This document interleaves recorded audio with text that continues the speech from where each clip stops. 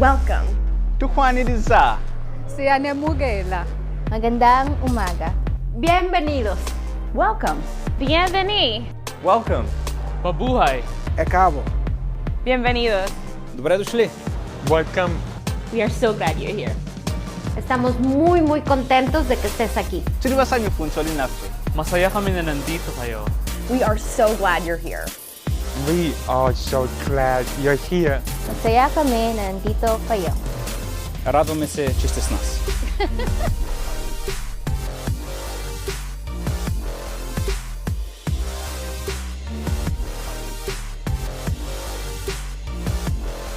Everyone, let's stand up to our feet and celebrate God together.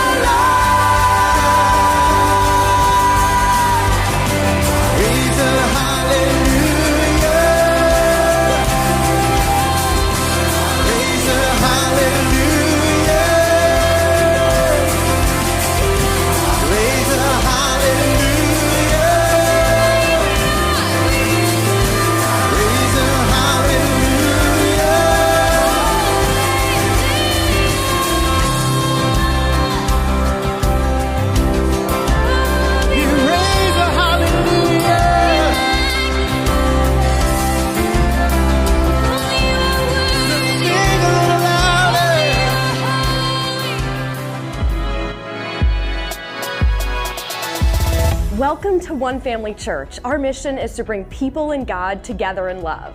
We are so glad you're here. Good morning, everybody. Welcome to One Family Church.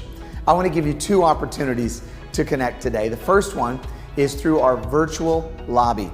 At 11:15 Central Standard Time, we are opening a virtual lobby. There's a link right below this video. All you have to do is click the link. It will open the door for you to enter into our virtual lobby. You can meet and greet with other guests and members of One Family Church. If you need prayer, they will also offer breakout rooms for individuals who would like to have live prayer. That's 11:15 today, the virtual lobby right below this video. Also, I want to give you an opportunity to take that next step on your spiritual journey. We're offering Step 2 today, part of our Next Steps ministry. This is our foundation session. This is where we'll teach you how to grow and strengthen and develop your faith. So join us today for Step 2. There's a link right below this video. It says Next Steps. That's also at 11:15 Central Standard Time. I hope you take an opportunity to connect with us today. We all need community. We all need a group where we can connect, care, and grow. That's why One Family Church offers life groups. Life groups are a fun and encouraging way for you to grow in your faith while making friends and having a blast. To join, go to onefamilychurch.com/lifegroups and click View Directory. Find the group for you and click Join. Enter your information and you're all set. The leader will reach out to you. We've got all kinds of life groups, from deep dive Bible studies to prayer groups and fun activities. So find the one that's right for you and let's grow together. Thank you for celebrating God with us today. It's time now for us to prepare our hearts and our minds to receive God's Word. Let's lay aside any distractions and focus our attention on this week's sermon.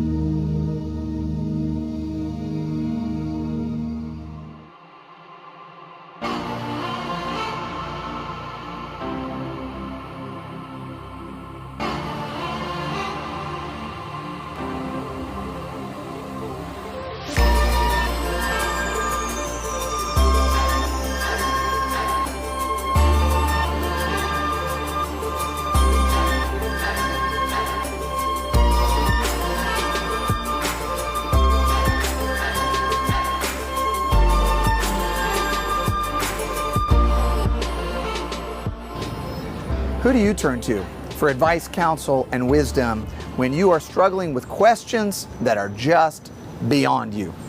Especially in times like this. We are in unprecedented times in our nation right now.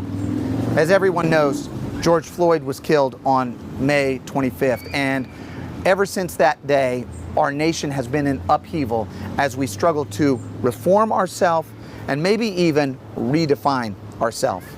As a church community, we have been spending the last few weeks discussing the issues of race, racism, and reconciliation as we seek to pursue Christ's vision for oneness in the body. 2 weeks ago, I preached a sermon called The Wound of Racism and the Power of the Gospel. Last week, we explored the road to reconciliation. Today, we are in Charlotte, North Carolina, where we're going to spend some time with someone that I look to when I need wisdom, input, and counsel in unprecedented times. Today, I want to invite you for a conversation with someone that I love and admire as we explore the way forward.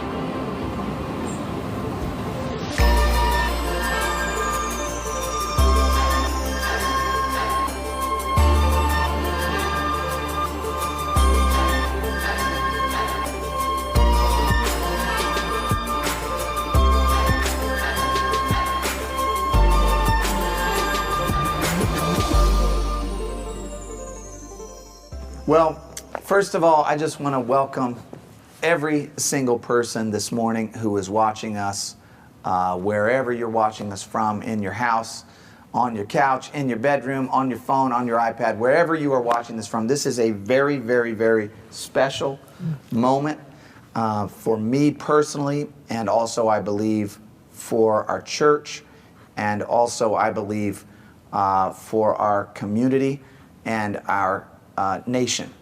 I am here today speaking with my pastor, Bishop Claude Alexander.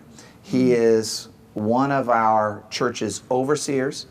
We were just talking, we met in 2015 at the Omni Park Hotel in Boston after Charleston. Yes. And the events that occurred there at Mother Emanuel Church.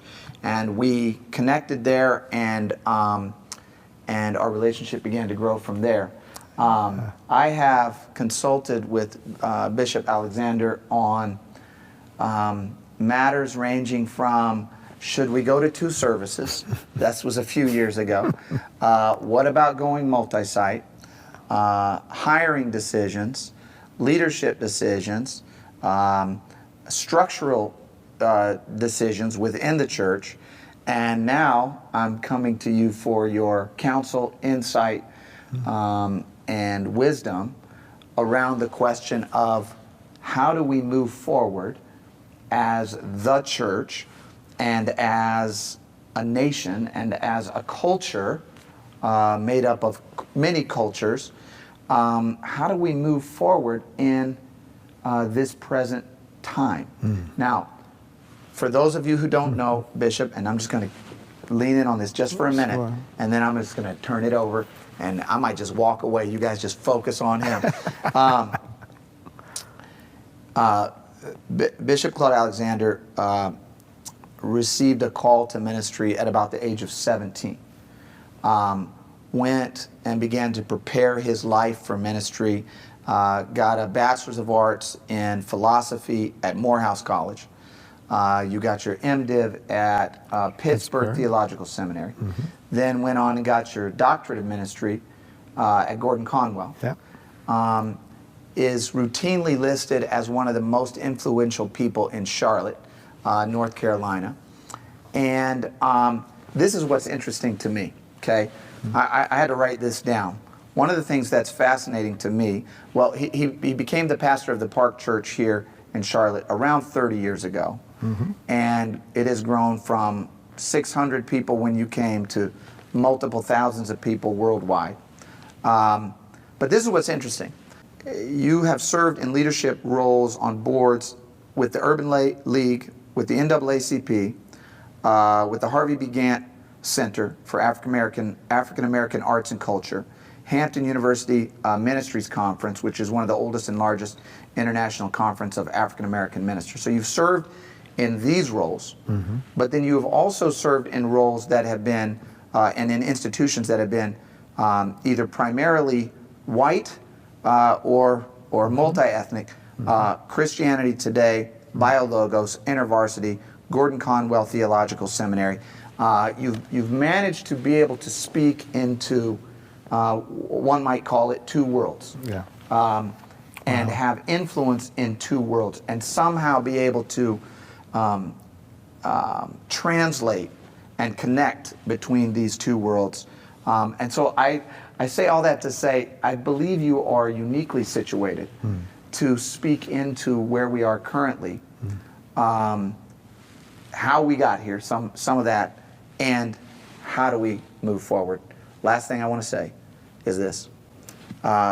Again, for those of you who don't know him, his mother was a psychiatrist, and his father is a still practicing medical physician who had been assigned to look after Dr. Martin Luther King from a medical standpoint during the civil rights movement. So you have been in this milieu for a very long time. So we come to you at a time of absolute upheaval, turmoil, uncertainty, pain, grief, in some cases despair in our culture. And I just I just want to spend some time with you today thinking about, praying about, discussing the way forward. Where do we go next? Yeah. Wow. Well, it's certainly good to see you. And to greet all of you. Bad leadership is a curse. Good leadership is a blessing. And God has invested in you a great pastor. And I, you know, I've said it before, but I appreciate the heart that you have demonstrated for the people, the heart that you've demonstrated for your city, the heart that you've demonstrated for the Big C Church, the ways in which you have involved yourself, whether it's the Carver Project or even broader in that bigger discussion in Boston. And you have done it with sincerity, authenticity, and integrity. And so I'm so grateful to God for you and for the opportunity to be in relationship with you. I absolutely adore Rebecca and those kids. And so I'm so glad that you're here with us in Charlotte. Thank you. Today. Being here in Charlotte is unique because Charlotte is in many ways a tale of what we're facing in America. Okay. In a large degree. We are the 15th largest city in the country. We are the second largest financial market in the country. We, in surveys and studies, we score very high in terms of charitable giving, volunteerism, faith-based activity, right? But in those same surveys, out of the top 50 cities, we scored next to last in terms of social and interracial trust. Wow. And in another study that dealt with upward mobility, which is the likelihood of a person being born in poverty, being able to move above it, right, we ranked 40th out of 40 cities. Okay. And in both of those surveys, it ties back to race. Right. It ties back to race. Right. And so this matter of race is found in every city. Right. You can look at how a city is structured in terms of how highways are cut, where sanitation plants are put, and you can track that often by race. And so this is for anyone who's serious about their city, and for anyone who's serious about the kingdom. Right. You have to deal with this matter. And so I believe that in this moment, God is calling us to ownership. Okay. Ownership of the past. Ownership of just knowing what the past is. Right. You know, the intractability of race is because there's never been a time in America when there has not been racism. Right? Right. For as long as the country has been alive. No, before the country was born. 157 years exactly when you had the first slaves brought to the English colonies in 1619. That's 157 years before America becomes a country. Right. And so it's the amniotic fluid into which the country was born, right? Right. And if we say that the Constitution is the birth certificate, the matter of racism was written in the birth certificate. Wow. Wow. With the 3/5 compromise declaring the African and the African's descendants as being 3/5 human. So for as long as we've been a country, Right. there has been this issue. And it's a denial of personhood and a denial of place and belonging. And this George Floyd incident, Right. the reason why it's so painful is that law enforcement's role for 350 years was to keep blacks in place. I mean, literally. Right. Right? And so we have to own that. So ownership of history, right? To just understand where we are and how deep it is. So it's ownership of history. Then it is ownership of the current state. Okay. Okay. It's ownership that just as the church by its silence and by its speech, right, played a role in establishing this view of African Americans and this treatment of African Americans the way that it was. So the church has to own its current silence or its speech for the way that things are, right? And then ownership in terms of where we go from here. Let me ask you, are you hopeful? Are you hopeful for where we're going? And the reason I ask that question and the reason I ask it that way, I was reading, let me set you up with a quote and just kind of get your take on it. I was reading this the other day. It says, those of us who live now are privileged to live in one of the most momentous periods of human history. It is an exciting age filled with hope. It is an age in which a new social order is being born. We stand today between two worlds, the dying old and the emerging new. Far from representing retrogression and tragic meaningless, the present tensions, racial tensions, represent the necessary pains that accompany the birth of anything new. Long ago, the Greek philosopher Heraclitus argued that justice emerges from the strife of opposites, and Hegel preached a doctrine of growth through struggle. It is both historically and biologically true that there can be no birth and growth without birth and growing pains. So this is a very optimistic quote about where we are and where we're going. This quote is 65 years old. This quote is from Martin Luther King in Montgomery, December 1956. Yes. So it's hard to read that quote today, knowing that that's 60-some years ago. Right. I guess the question is, are we still progressing? Are the present tensions still an indication of growth through struggle?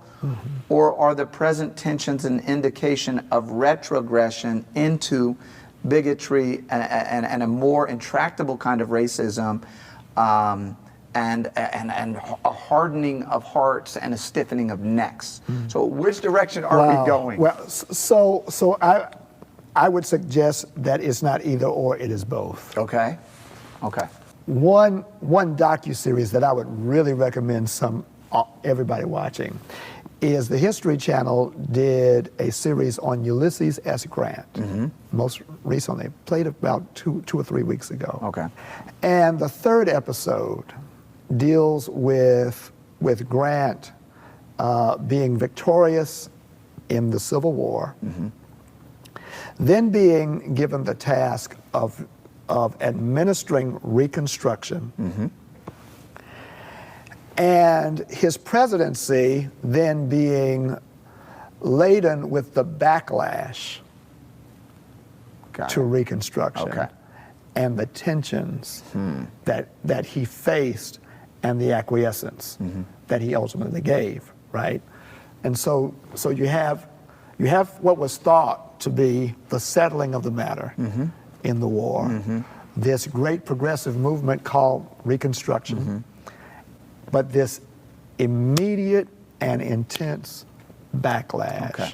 That's when you had the rise of the Klan, black codes, Jim Crow, the various literal riots and killings, I mean, of African Americans, right? So there was that backlash. There are those who would argue, and I would be one of them, that we've experienced that here. Okay. Right? So there was movement forward. This is a backlash. And a backlash. Okay. Movement forward, backlash. In the you had the civil rights movement, and then there was a backlash. You had you then had Barack Obama, and there's been a backlash, and so there is this push and this pull backwards. Now each time there is a push, there are things that you gain. Okay. Right? Okay. But the backlash is virulent, right? And it's violent. Okay. So that's one. So that's on this side. The hope is severalfold for me. Unlike those times past, for young people who are 15 years and younger, right? And for those who are young adults, let's say 25 years or less, okay. One of their first or second presidents was Barack Obama. Okay. And we cannot underestimate how just seeing an African American man in that seat shapes the young mind. Got it. In terms of expectations of what is possible. Well, not just of what is possible, but just personhood. Okay. Right? Right. It's hard to deny personhood when you're looking at the President of the United States being an African American. Right? Right. Okay. So that shapes the mind differently. Now it challenges older generations. Right? Okay. But for kids who grew up with him being their first president, it shapes them in a positive way, right? Right. And it brings a critique in their minds to those who say differently. Okay, so that's the first point of hope. The second point of hope is that with social media, there's been a democratization of all things. Wow. Right. Right. And with that, an accessibility to images and thoughts, right, that can critique what they hear from whomever they hear. Right. Right. And which has brought a greater awareness of the violence. You know, these things are not new. Right. They're just being captured on iPhones. They're being captured on iPhones and being spread through social media. Right. Right. And so there's a heightened awareness, a level of sensitivity that previous generations did not have. Right. And almost an overload. Right. To a certain degree. Right. So that's the second piece. The third point of hope is most recent. You know, you mentioned that I traffic in various worlds. Right. Right. And usually in those instances, center left meets with center left, center right meets with center right.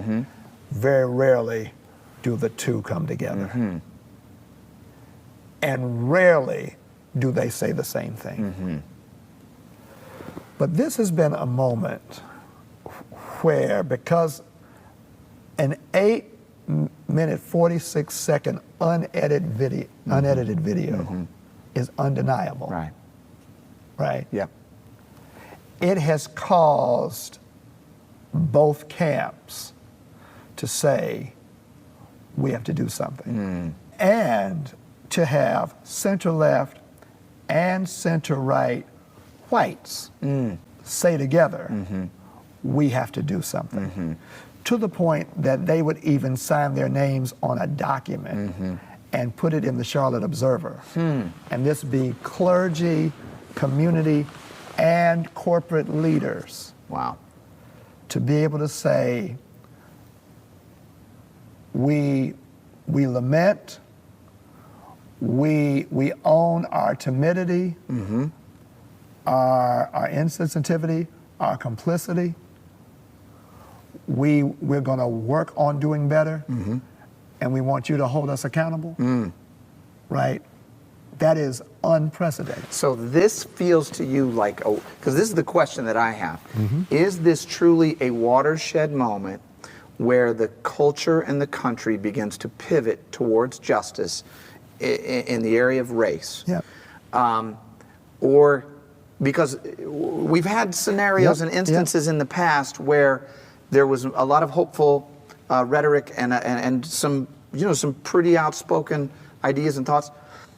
Is this, because I sense that hopefully, prayerfully it is, but I tend to be an overly optimistic person. Right.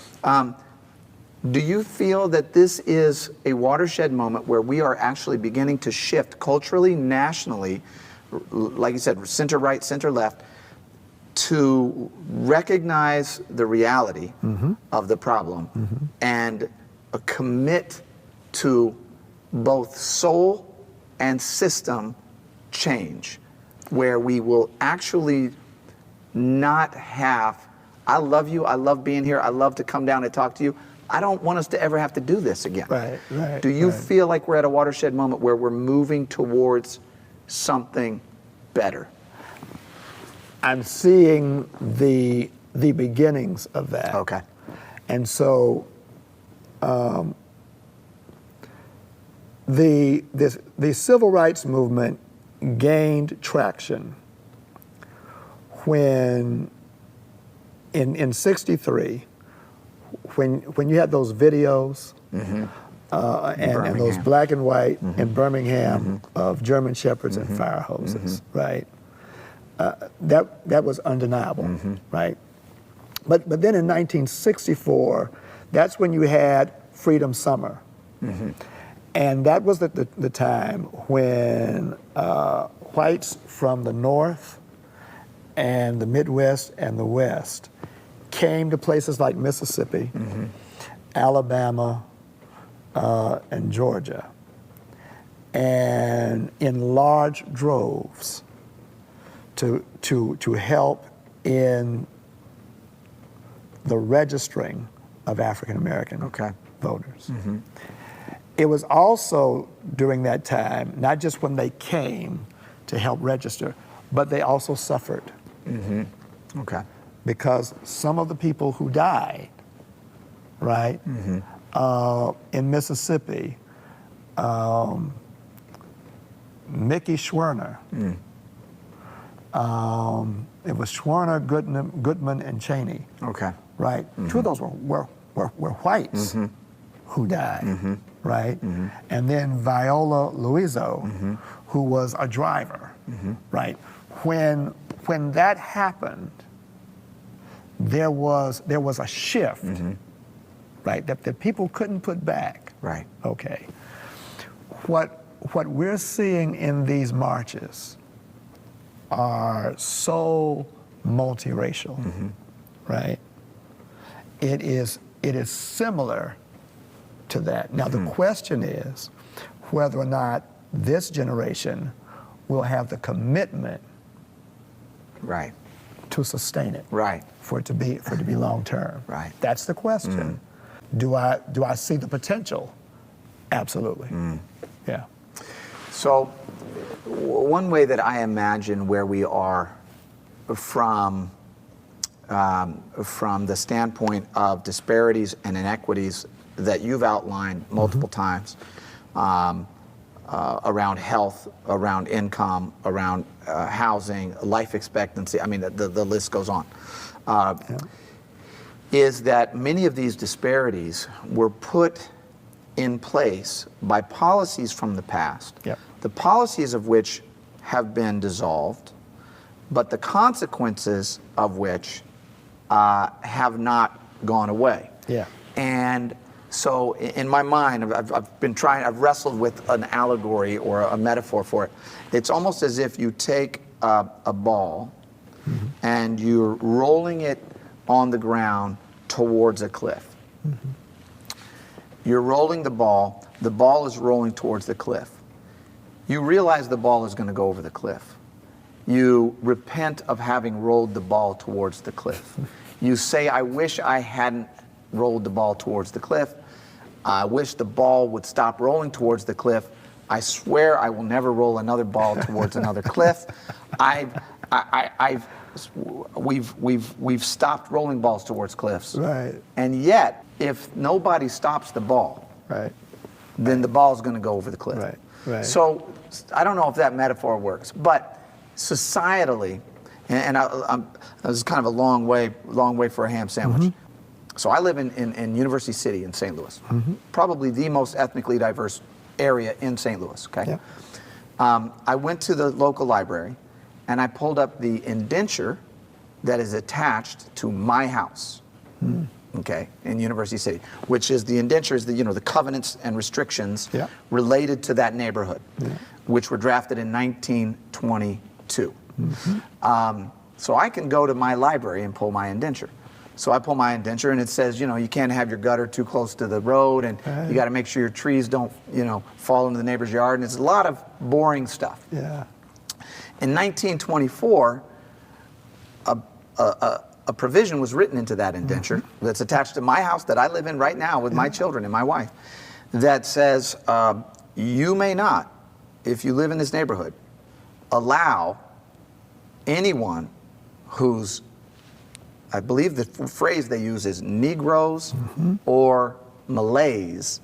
Malays was a term for anybody that's brown. Brown of any brownness. Okay.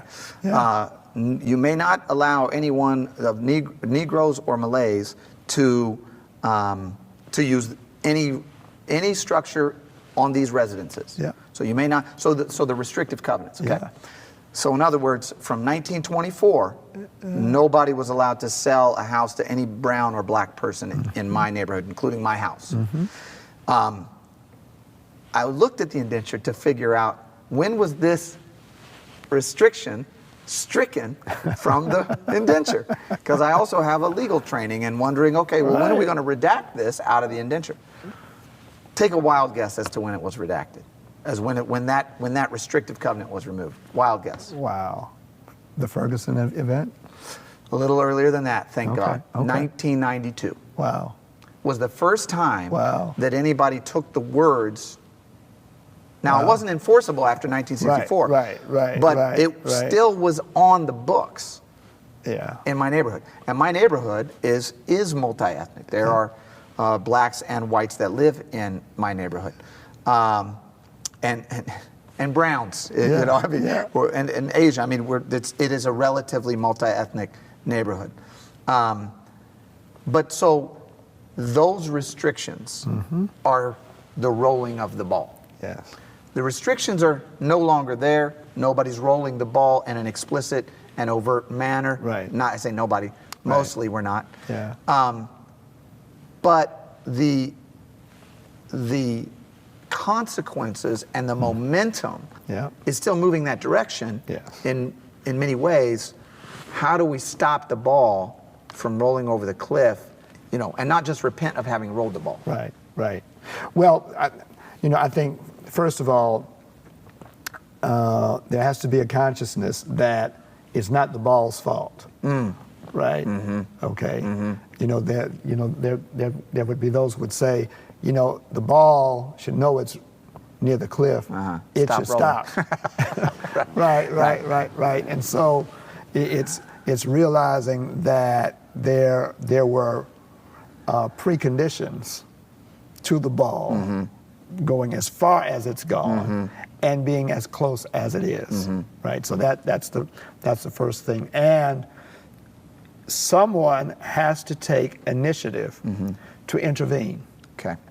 There has to be a responsibility for intervention. Now you got to value the ball.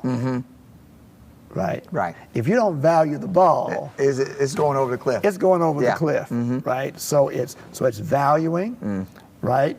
It is intervening in very, very concrete ways. Right. Right. So let's take the example of healthcare, right? How many, when we look at disparities in terms of health, it invariably is a matter of access. And that access question is both what medical centers are in your area, in your neighborhood, right? How affordable are they? Who is there to give you information about it? It's all of that. Yeah. Right. And so if I want to turn that, if I want to keep the ball from going over the cliff, right? Yep. I have to realize all of those things and be intentional about addressing them. If I'm worried about pre-existing conditions such as diabetes, hypertension, high blood pressure, etc., much of that is connected to diet. And if I look at where the food deserts are, right, where is the access to healthy alternatives to get fresh fruits and vegetables, etc., right? That's what we mean by taking intervention, right, and addressing the food desert. Yep. Right. Yep. Now it's a food desert because of those other things. Right. Right. Right. So the way that I've got to address it is I've got to take positive steps, which means investment. It means collective community will. Okay. Right. To make some different choices. Okay. In terms of how and where we invest. Okay. Right. Those are the things. Okay. And the church has to play a role, both in terms of its advocacy, right? And then looking in terms of what it can do in the grid of its own programming. Okay. Right. To help that. Right. So let me ask you this, and maybe we should wind it down because I'm enjoying this part. Let's just say someone in the congregation, a person of goodwill, black or white or Asian or Hispanic, who is not a policymaker, who works a regular job, who is trying to get by and make a living and kind of just moving down the road.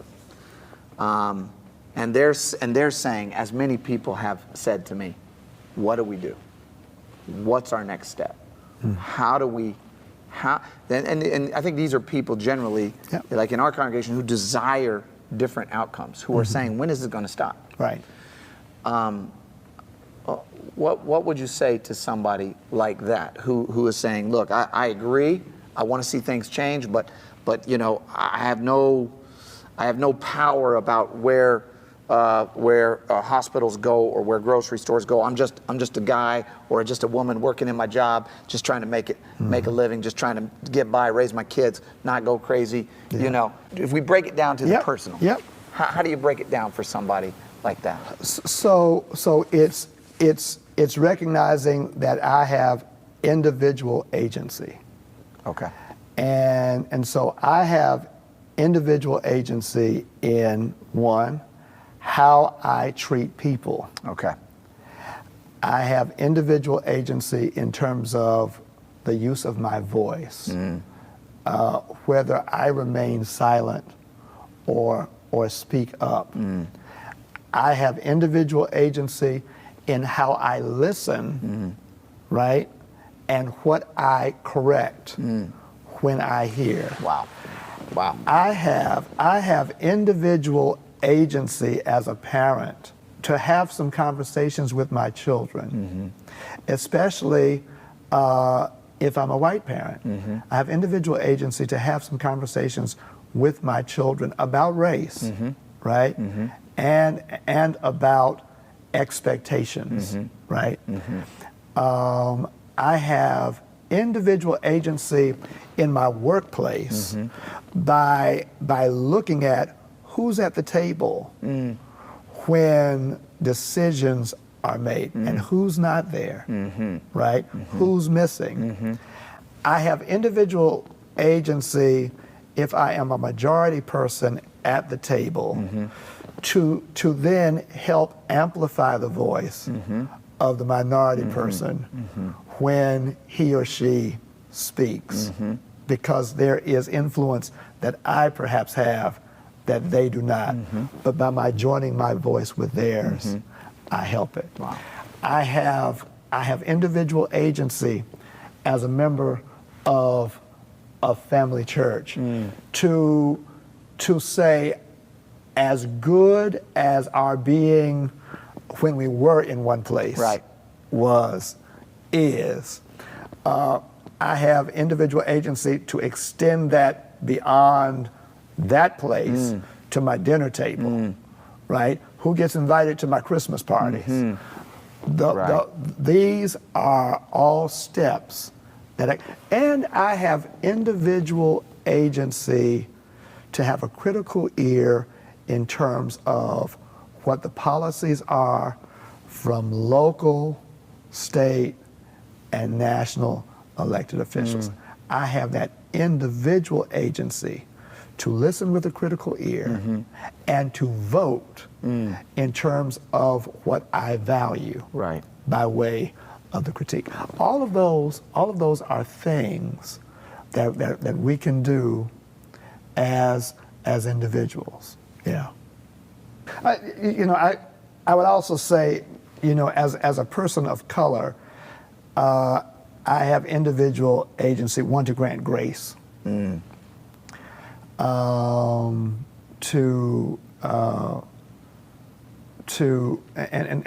that grace is to recognize when someone is actually trying and may not know what he or she is saying, but is making an effort to be forgiving, and this notion of loving, if we use 1 Corinthians 13, is believing the best, right? And so it is operating from a posture of fighting to assume the worst, and being willing to believe the best, and that is a unique offering that we as the body of Christ, are called to make. And you have a unique opportunity because of what you've created. And you have demonstrated that by way of the heart that you've had and the questions that you've raised. And so as you continue shepherding with the heart and raising the questions, the people will be blessed. Thank you. Thank you. I love you. I appreciate Love you. Yes, sir. Amen.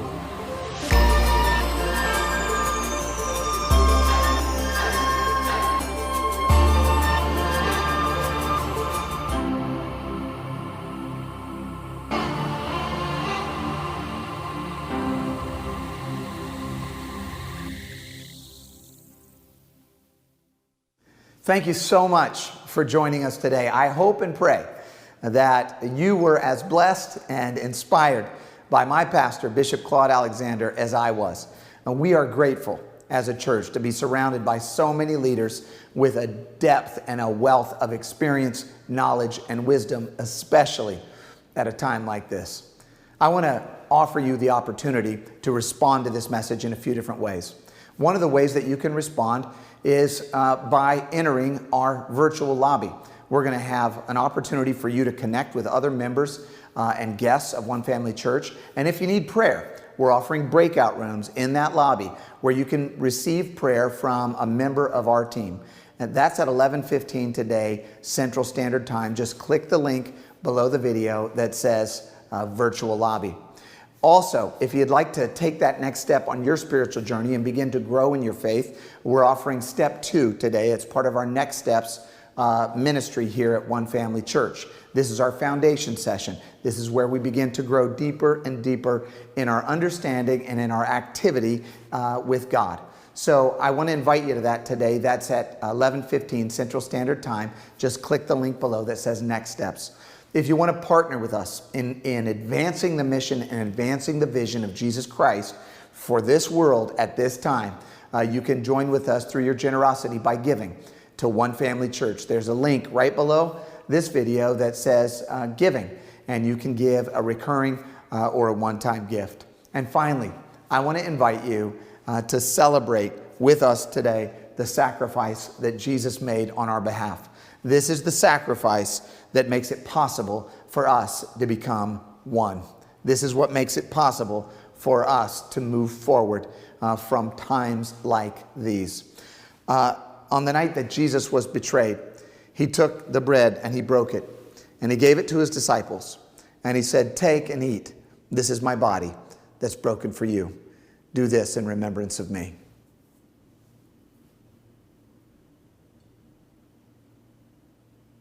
And then he poured the cup and he said, "Drink. This is the blood of my covenant that's being poured out for you. Do this in remembrance of me."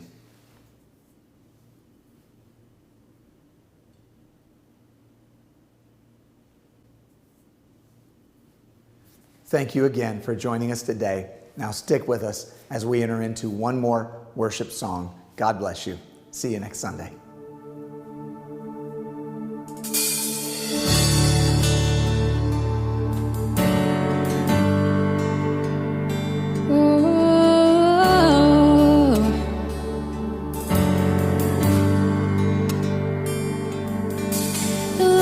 Shine through, I know it will. Whatever it looks like or feels like won't last forever. The light will shine through, it always does. It will break through the walls, it will awaken us.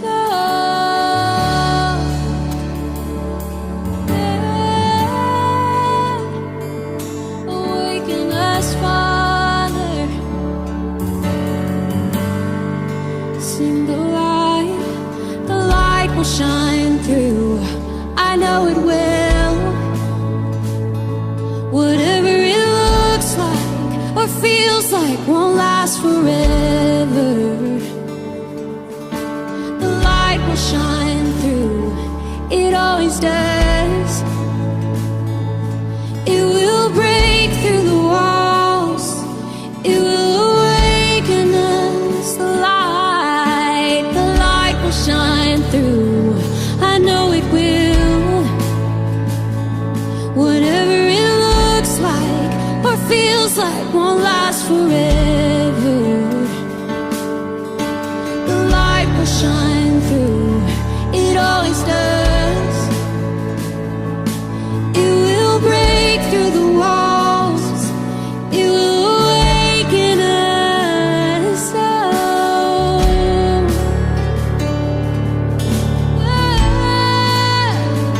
Awaken us, Jesus. Come awaken us, Father. Oh, let your light shine.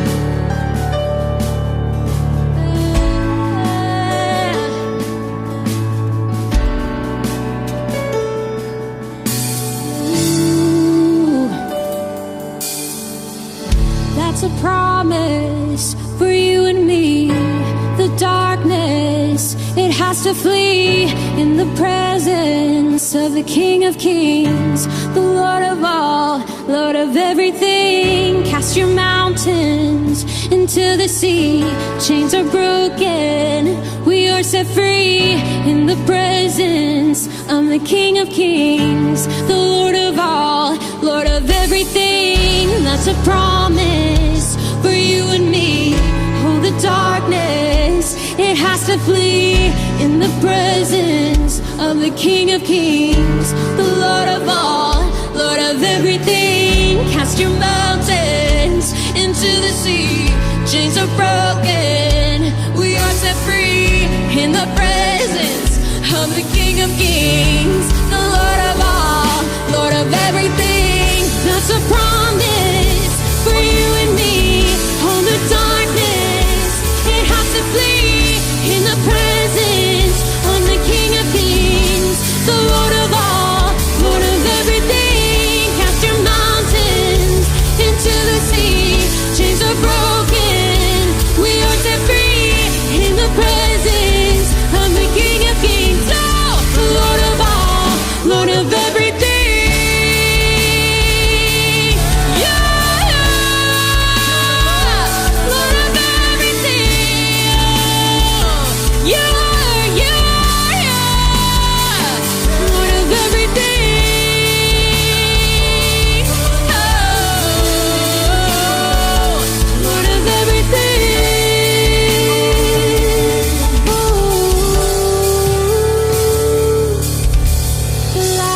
Shine through, I know it will.